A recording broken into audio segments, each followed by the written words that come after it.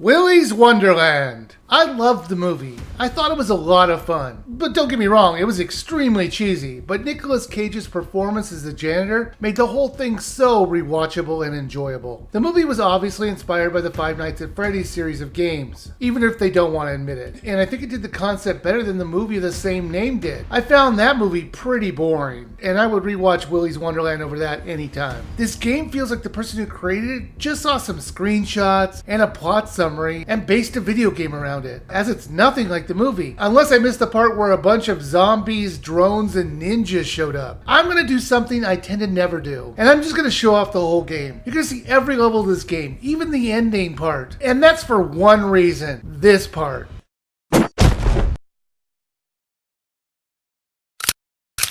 Come on. You had one job. The whole thing in the movie is that Nicolas Cage's character, the janitor, never says anything except some grunts. When in the end he says, "Come on!" like he's auditioning for a new Duke Nukem game. Come on. How do you screw this up? All they had to do was not spend money on voice actors, and at least that part would be faithful to the movie. They could have used the extra cash to get any of the songs from the movie. Instead, we get off versions of them and feel like they were made in a few minutes. Now, to be fair though, this title only costs $4.99, and it is just a port of a mobile game. However, it feels like they almost put the least amount of effort into this game. I say almost because there are some cutscenes that do try to explain the plot, but the game really does expect you to already know what's going on.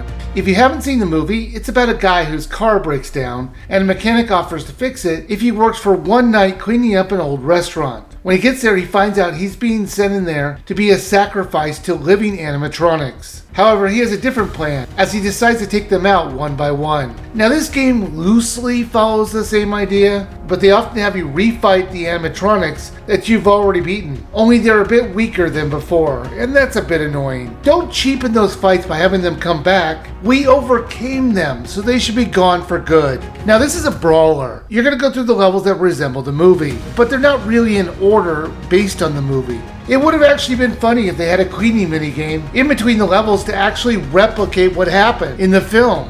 They'll throw all kinds of random enemies at you that have nothing to do with the movie. The problem is they just appear from nowhere, and they often get the drop on you. You're gonna have to slowly move through the world so this doesn't happen. They also have some of the cheapest attacks. And while you can block some of them, there were some that will just keep hitting you over and over again. The sections that you explore were very boring, and they're just basically hallways disguised as rooms.